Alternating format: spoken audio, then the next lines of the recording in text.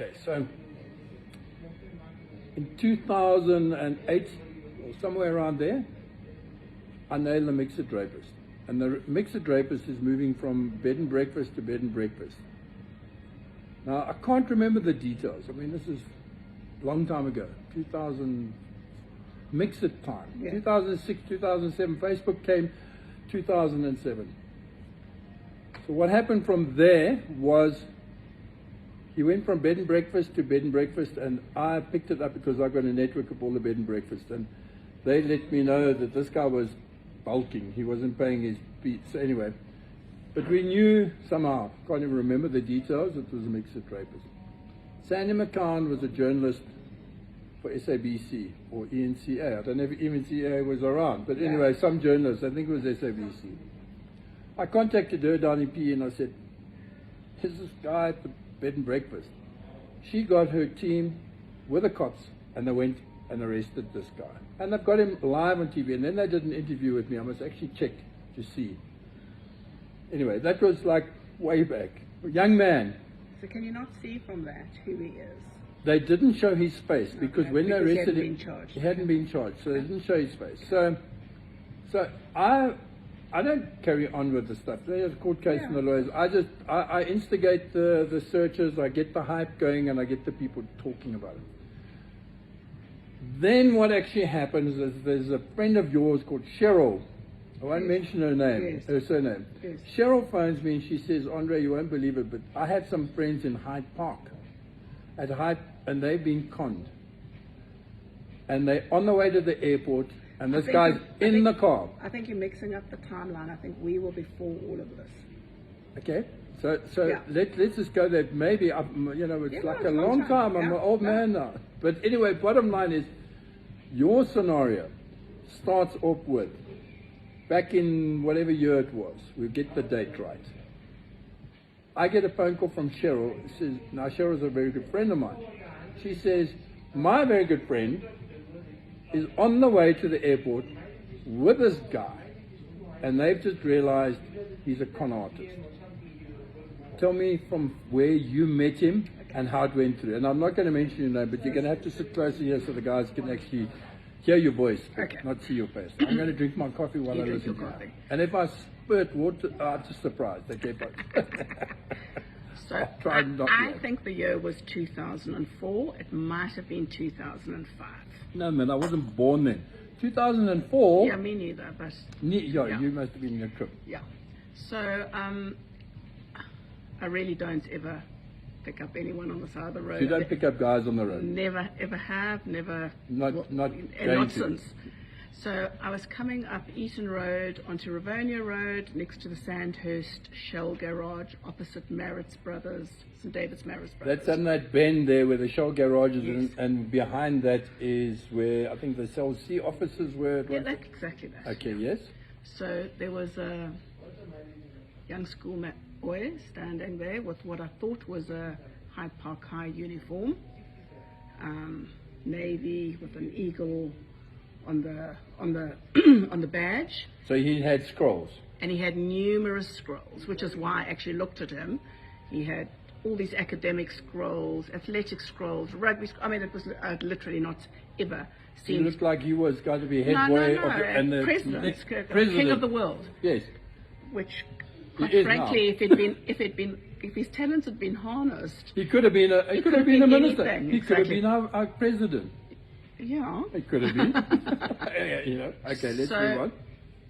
I looked across at him, and he put his hands together in like a pleading, like That. action. Yeah, like a praying thing.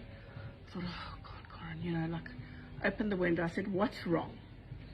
And he said, I'm late for my matric exam. Oh. I live with my granny. Where? I think he said like Aikenhoff Way. Wasn't it like Orange Palm direction? I don't know. I can't remember. It really was south long ago. somewhere? It was definitely in the south. He said, I live with my granny. I'm an orphan. Yeah. And my granny's ill. Didn't have the right money for taxis. I'm going to be late for my exam. And in retrospect, all he wanted from me was just to give him $100. But no, You, the lady that we know. No. That big heart of yours just said, my goodness. This poor child, how terrible. With just dropped all my privileged children at different schools. And the guilt came out. And I said, no, jump in, I'll drop you at the school. Thinking from where he was standing, I was going to get him to stand down, Hyde Park. I don't know where. You thought he'd be sharpening his pencil because he had to write an exam. Yeah, so we actually drive almost to Midrand. Hang on, you're going to a Hyde Park school? No, he didn't say he was in Hyde Park. I presumed he was at Hyde Park because of where he was standing and because of the uniform.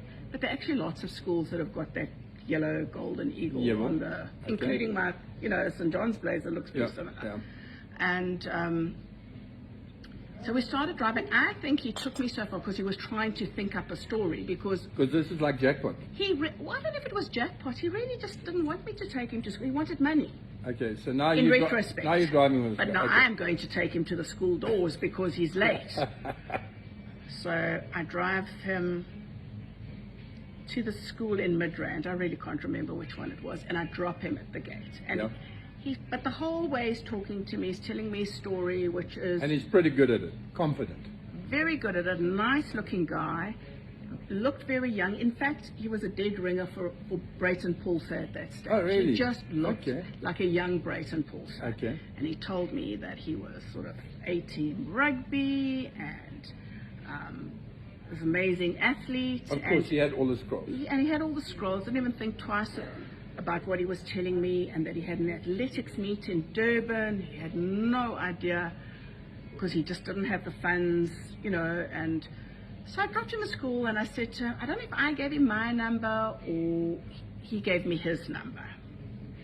And I drop him at school and off I go. And you go, and now you're driving back and you're thinking. I'm driving home and I speak to my friend we're both at that stage quite involved in charity work, she even more so now, and I tell her about And you live here in the Hyde Park area? Yes, and I tell her about this child. And I said, Shane B, I think we should try and reach out and try and get him some assistance. We've all got contacts in rugby, athletics. Yes, we can help this child. We can help this child. Because we connected, we know, we can make do this better. You're going to change this guy's life for him. Yeah. So, of course, we get over-involved now. And it just gets a bit ridiculous. Yeah. Okay, so so I think I phone him that night or he phones me. And he tells me about this athletics meeting. And so I said, Belinda, well, let's arrange, at least give him his bus fare or whatever, Yeah. So she says, yeah, absolutely. And she speaks to somebody in Durban, arranges accommodation in one of them. In Durban? Yeah, a very good friend's house he's going to stay in. She's going to go in with your friends now, not into a hotel. No, because he's a young guy. Oh, you want to cuddle him now, look after him. We're nice people. We're nice people. And something happened. So I'd given him the... Okay, so now, so from the school, did you go and pick him up and bring him? Did he have accommodation? No. How did he get to I really can't remember where I now see him again, or I meet him somewhere. I really can't remember those details because it's a long time ago. Yes. But we land up having a meeting with my friend and I and him, and he tells us his whole story, and it's so impressive. And you're heartbroken. I mean, we sound incredibly thick, but we're not the thickest people in the world, No, the pair of us. No, actually quite sharp. But he had us hook, line, and sinker. And I just remember one thing, which was just the funniest, and we laugh about it to this day. My friend asked him, Thabo, how did you learn to run so fast, From the cops. Well, would have been probably the true answer. But what he said was, well, I used to live on a farm. And the farmer had 2 sons who were actually friends with me and very nice to me. Except they both had these quad bikes. And I didn't. So I had to run next to them. And can you believe we actually bought that story? We bought it. I know. Because you wanted to buy it. It wasn't so good. don't think we went home and shouted at our kids and said, "You such Yeah, you brats, spoiled little please." brats, get out here and run next to the car to school. Exactly. It Don't was- damn it was give a me bit like this this. nonsense. So something happens, and he does. He can't. He's got to go to. I think we give him like his 200 rand for the bus to Durban, but he's obviously spotted these aunties and thought, No, these aunties. I can reel I these can aunties get some more in yeah. here. Yeah, let me just hang around. So the bus leaves without him. Oh my God! Now wow. you've organised the bus. Still no alarm bells, nothing. And the guy's He's just a so normal convincing. kid. He's Just just a kid. missed It's the just bus. terrible. He's missed the bus. He's Oh. late for his matric exams. And Just- he's late for his exam. He's late for the bus. I know, it's just And he it's runs too next terrible. to the guys on motorbikes. So don't think that we don't book him an air ticket. No. No, of course. Kulula wasn't around there. I can't. It was probably SAA. Hang on. Kulula, you bought expensive tickets. You didn't buy cheap seats. Well, I don't know. Because there weren't cheap seats in those days. Kulula only arrived. Yeah. Okay, it doesn't matter. Yeah? I particularly remember it being 600 rand. Oh, okay. Okay. So 20 years ago, Which was 600 okay, rand it's is probably like quite a lot. my rent in Yeah, those days. yeah. So we organise this ticket, I meet up with him, and we take him, because the poor child can't go to Durban starving. No. We take him to the Mug and Bean in Peter Place, Yes. and we buy him breakfast Oh, yes. before I take him to, Oh. yeah, and Belinda gives him a cell phone Yes.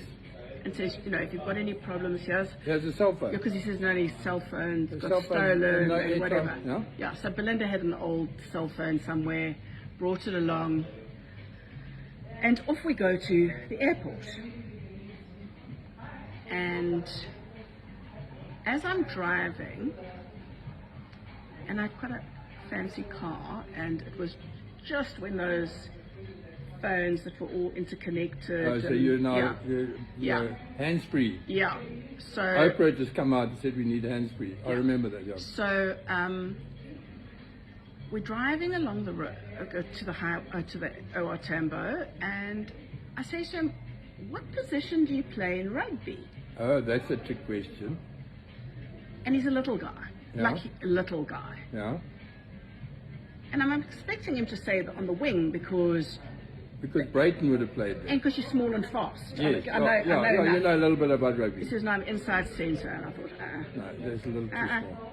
And as I look at him, I see that he's got a pierced ear, no earring. Yeah.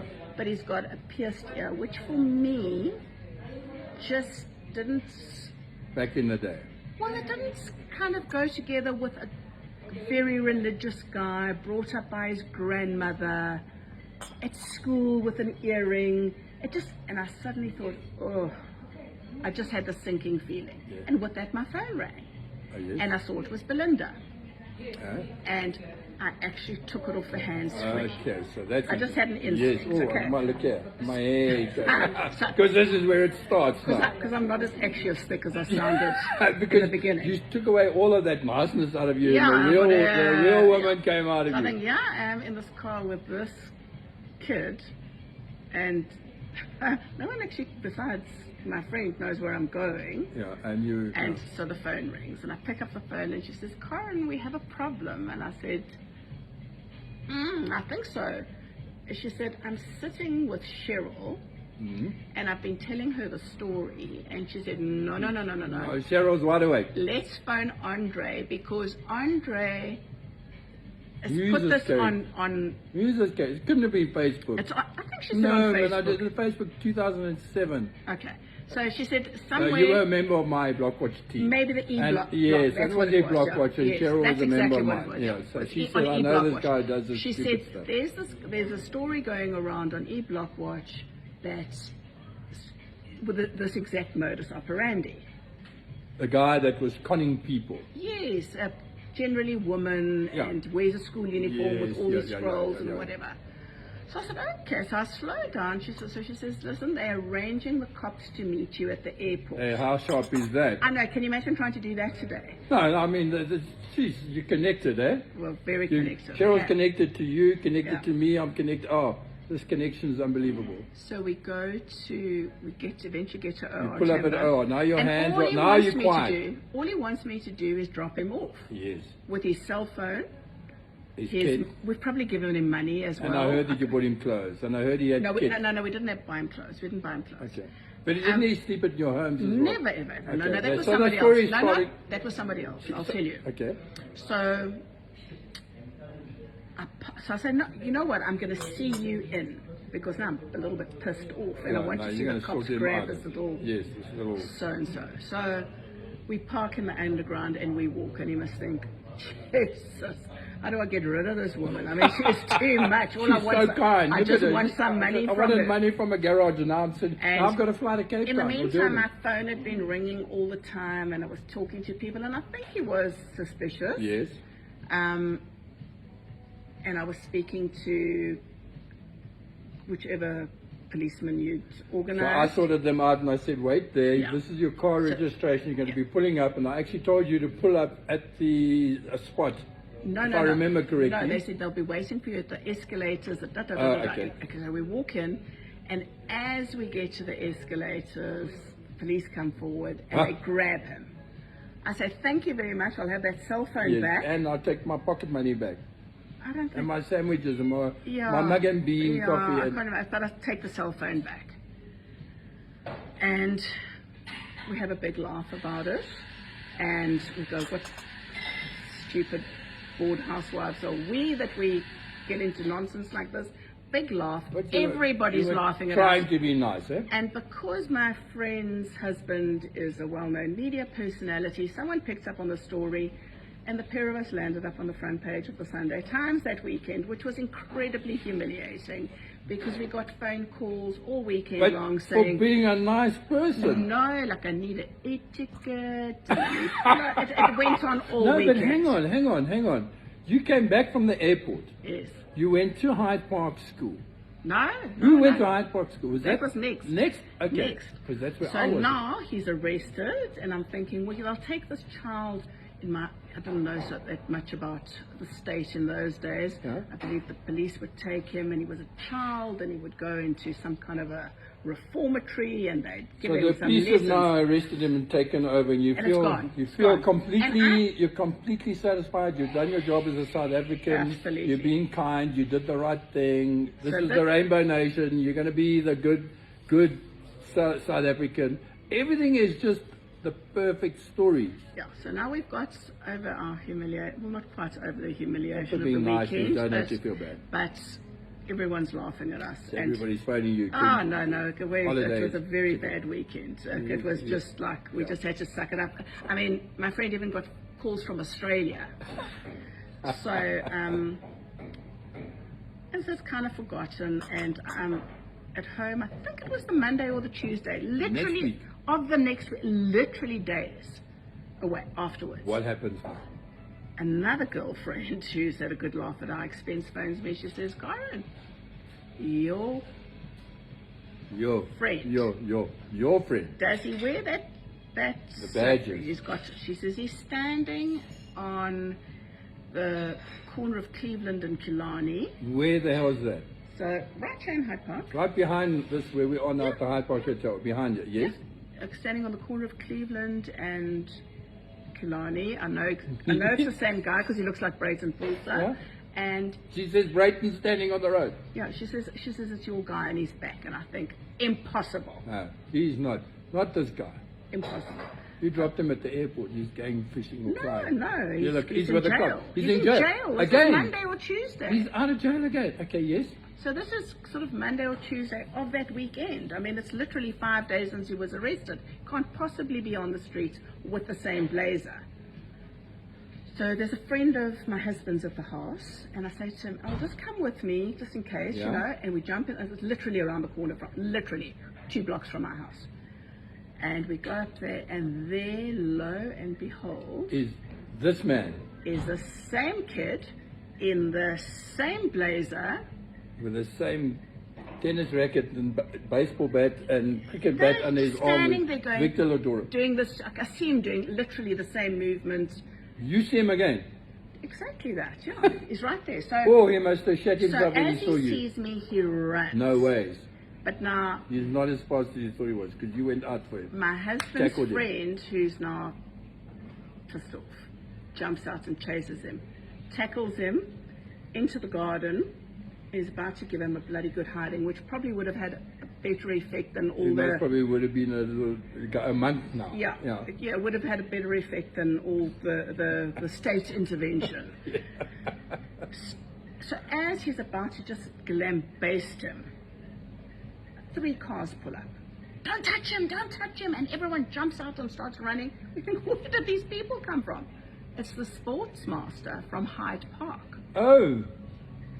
With the whole team with him, they're trying to catch this guy. Why are they trying to catch him? Because what his real modus operandi was to catch a lift, put the hand in the handbag, steal the purse, get dropped off. Petty criminal. Petty criminal, okay? He was just a kid. Yes. How did you know? Did you know his name? He had told me that his name was Thabo. Thabo. Yeah. And we had to book him an air ticket, so you had to have his name. Yeah. Thabo Bester. Yeah. Okay. That's what he said, okay? So now I phone my friend and I say, I need you as a witness. We're going up to Hyde Park High, meet me at Hyde Park High. You were there.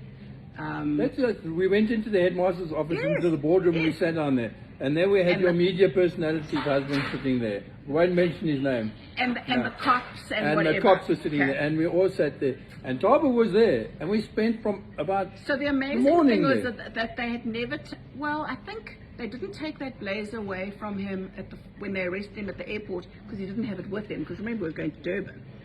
So he probably just had it, and he wasn't going to Durban for an athletics meet. So he probably had his casual clothes, was going to have a weekend in Durban, con a few people there, come back. Fly back again. Yeah. So now he's properly arrested. And we're told that they've taken away that blazer. So this is the second time in a week that he's been arrested? Second time in 5 days. He's arrested. And we think that's the end of it now. He will, you hand him over to the state and you say, and it's you've done your job and you're happy because he's with the cops. Yeah. And the cops are good. And they can handle it. And it's over. Yes. And they assure me that they're destroying that blazer, that he no longer has this method of conning people. But because of the Sunday Times article, my friend gets calls from other people, other women, that have been conned. And one of them had given him 10,000 rand, which in those days was... 10 grand? Was a substantial amount of money. A Hyde Park mother? No, she wasn't. She was like from Bryanston or Four Ways. Oh, we give her in Bryanston. Yeah. No, couldn't have been Bryanston. Yeah. 4 Ways, must have been a 4 Ways mother. Okay. Anyway, very nice lady and incredibly humiliated. She'd even let him stay at her house a couple of times. He stayed there. She got daughters? I don't know. Anyway, it doesn't matter. Just my mind's just running away with me. Okay. So,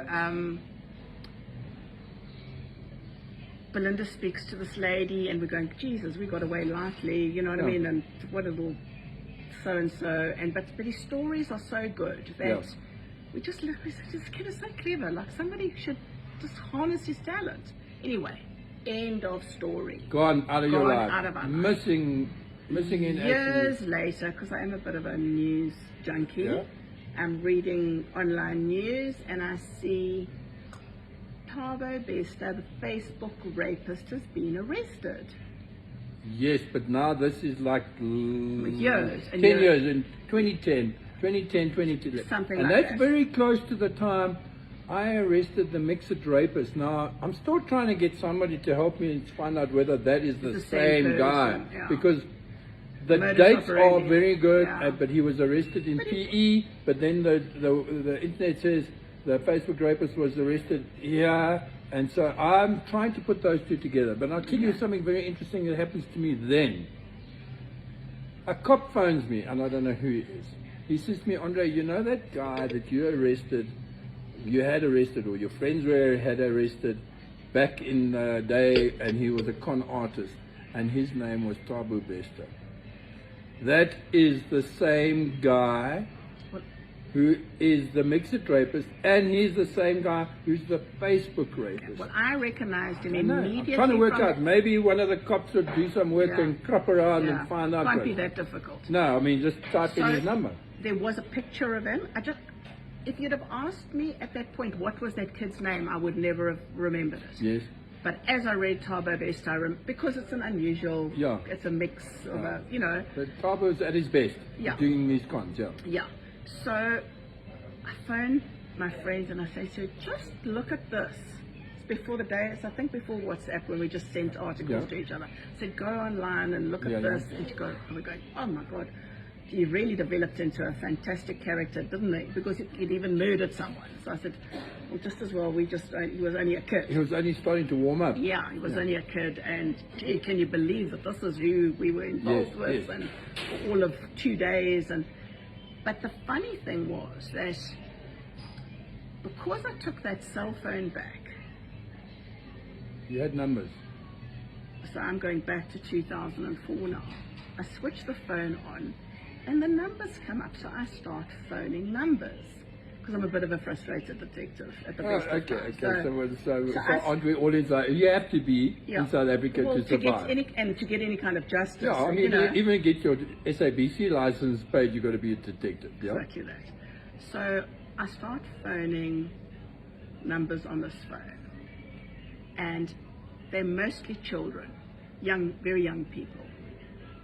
And I don't know, I can't remember what story I give them, but some of them won't talk to them, a lot of them do. No, then I said, so who do you know from this number? And they say TK. It's TK. It's TK's number. So I'm thinking Thabo Bester isn't his real name. I think he's TK something. So and I think that's my gut's instinct to this TK's day. been his alias Since 2004. 2004 to now. Yeah. Okay. So I speak to a few people and they say, no, he arranges these music events and he's a music promoter. And he's a school kid. And that was back then he was doing music promotions. Yeah. So he says he does these events and these promotions. So I think he just probably got better at what he'd been doing as a child. There was one phone call that particularly sticks in my mind. Thabo, TK, had told me he often stays at a friend's house, and his friend's name was something I can't remember, but I found that name on the phone. And I phoned and I spoke to him and I said, I want to speak to your father. And this gentleman came on the phone and I told him the story. And he said, literally, he went, oh my God, this kid has been living in my house. He said, and now I'm going to tell you something you can't reveal to anyone because I will lose my job. He says, I am Nelson Mandela's bodyguard. He said, and if anyone found out that I was this stupid, I would lose my job immediately. He said, so don't feel bad. This is a very clever guy. He had me, a trained professional, fooled. And that conversation has stuck in my mind ever since. Can you believe that? So definitely the name TK, which my gut instinct tells me is his proper name. Maybe he came up with Thabo Bester for us. Maybe he'd never used Thabo Bester, because nobody knew him as Thabo Bester on that phone. They knew him as TK. Being a bookie, hanging out with the rugby players, Bester fits in better with that? I just don't know. So I read in the Sunday Times that he had stolen an identity from a Thabo Bester who was in jail. I think that's just coincidence, because in 2004 this kid gave us the name Thabo Bester. I have a theory about that Thabo Bester, because there is another guy called Thabo Bester who was in jail. Yes. And he got them, but they were in jail at the same time. So this tells me somehow that he was in cahoots with somebody in the police. They looked up Thabo Bester and they found... I don't think he'd been in jail by the time he gave us the name Thabo Bester. He was a kid. No, but shit. The cops told us they couldn't prosecute him because he was under 18. But this guy's been done some... Okay, so carry on. I want to jump into another story, but I don't want to start now. I read that story about that Thabo Bester that was in jail, and he says his identity's been stolen. No, but you know what? You go to the cops. If you're in the cop and you type in Thabo Bester, it pops up and the guy says, oh, but there's another Thabo. Are you this Thabo or you're that Thabo? He's much older than him. So who cares? The cops don't see age. I don't want to go there. So I'm thinking that TK name, and I saw a surname in the newspaper, TK something, is probably his real identity. But that's just a gut instinct. I really don't know. There is so much information about this guy. He's got so many ID numbers. He doesn't even his mother doesn't know whether she gave birth or she had a cesarean. I'm sure it's like, it's like. And then just a year or so ago, reading the news again, and I saw that he'd burnt to death in his cell. How sad. And I went, oh yeah, okay, it's probably the right outcome. You know what I mean? Like, you know, karma. Yeah. In So, a cell, in his own story. private karma. And then very shortly after that, my friend said, I've run into Andre, and he says that this guy is out and about. And When I he said, burnt in, no, he's out and about, and I got so excited when I saw, because I saw walking out of Winnie's, and I said, I want to tell you about your friend. I know. Because nobody, I was chasing this arsonist around here, Yes. and they said it was a bullshit story. So I'm very scared of people thinking that I'm bullshitting, because sometimes I think, did I get all of this stuff wrong? Whack job, yeah. But you know what? I've been telling journalists, and I've been telling the cops, and I've been telling people in the court that my next story is going to be the Facebook rapist. And they think, oh, well, Andre, he's lost it now. So, I keep quiet about that. And then when I'm at a dinner party, I start telling people, and I hear them mumbling off something else. And I say, well, maybe they just like don't want to hear my cuck stories anymore. And I said, this is the best story that is ever going to hit the news. It's a Netflix story. And then, you know, just have another beer. No? You know what? You know what? When this guy died, when he died, even though, no, should I know so much, I can't even tell you here. I knew straight away that this wasn't the guy. And I also knew a week later he contacted somebody. And I know this person knows him. And she said, we knew then already. Yeah, because that he was was alive. Ago. That was months ago. That was a year ago. But no, because, okay, so I've been following him again since last year, December. Yes. January. Last year, January. And he was around the corner from me. Last year, January, this guy's got a boarding pass. What do you call it? A boarding school pass. You know, when you get leave, it's boarding school, you go out, you come. He was in and out of jail. Yes. And he had so much. Maybe he didn't go back to jail. Maybe he just sent a replacement. And maybe he had someone with his card, like his Virgin Active card. So when the truth comes out, which it inevitably does, it's going to be very interesting. Okay, I'll tell you another thing. Then already, I knew that there, up the road here, in Hyde Park, what's the street? Second Avenue. I drive past that every day. I went to the guy at the gate at 2nd Avenue, and there are 2 gates there. Yes. And I went to the one chap and I said to him, he said, what do you want? I said, I'm looking for TK. He said, TK is not here. So I said, where's TK? He said, he's come back just now, he'll be here. He drives a white Porsche. So I said, okay. Fab. So I said, okay, this is interesting. My TK, because I wasn't sure whether this guy, the information I had now was bullshit because he's meant to be in jail. And I'm trying to establish if this person is telling me he's got it confused. Yes. Because he is confusing character. Yes. So I go back and I go and look there. And I look over the wall and I see there's a house that's being demolished. And our TK lives in this house. There's a house next door that's been demolished.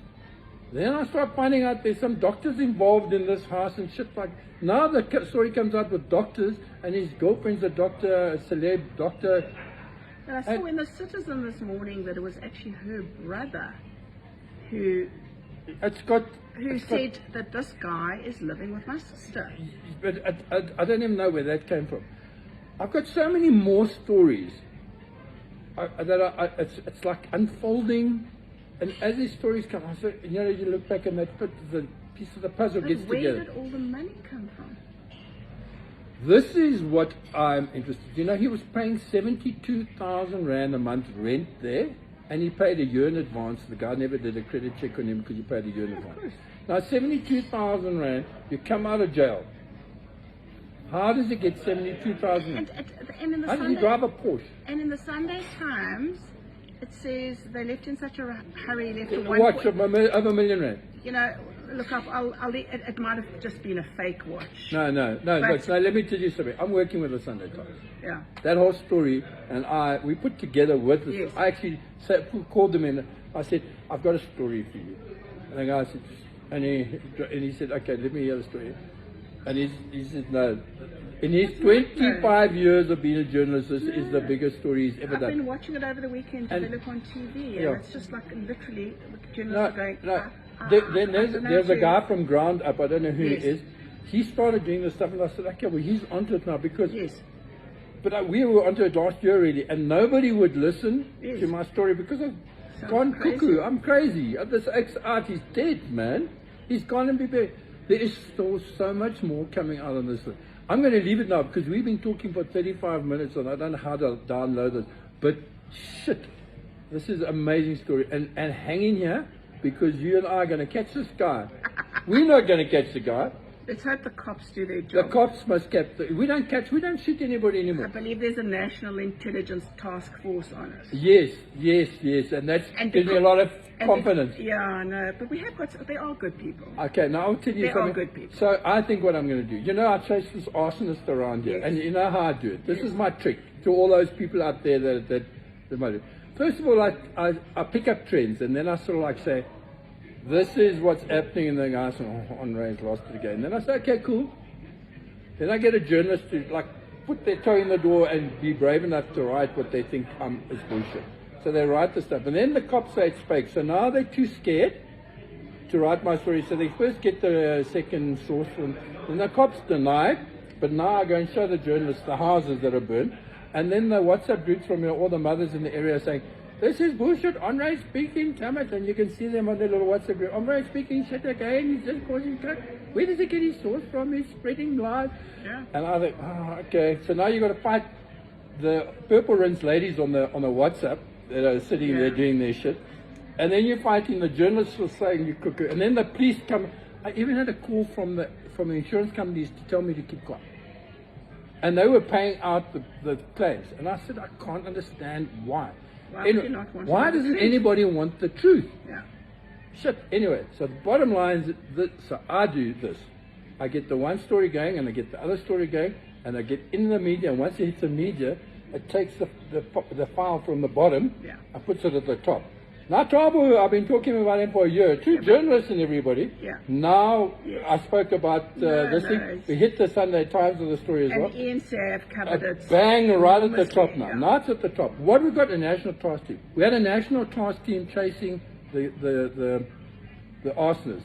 For a year, we had eventually... Because they didn't really believe he was real. 100,000 Rand reward. We got helicopters out. We got the security companies fighting each other for turf. Who's going to be the hero? We had CAP, we had Fidelity, and they stole the jury's out to who caught this guy. But I know who caught him because I got the inside story. Bottom line is, what I'm going to do right now, Fidelity is coming out with a task team. And this task team is going to work together, a joint venture with the national security. And then I'm sure the other security companies will come in. And then eventually they catch them, and then they put out statements that say this, and then I say, the Blockwatch, wasn't the Blockwatch involved? And they said it was a joint statement. I said the only joint that we had was the one that we smoked. We never did anything. So that is where I go to. So right now, we're going to get a task team who's going to collaborate with the other task team, who's going to collaborate with the other security company. We're going to do the same thing as the arsonists. We're going to put out stuff there. We're going to put out. I'm only the messenger. Thabo, don't shoot the messenger. Just keep it TK. Keep it TK.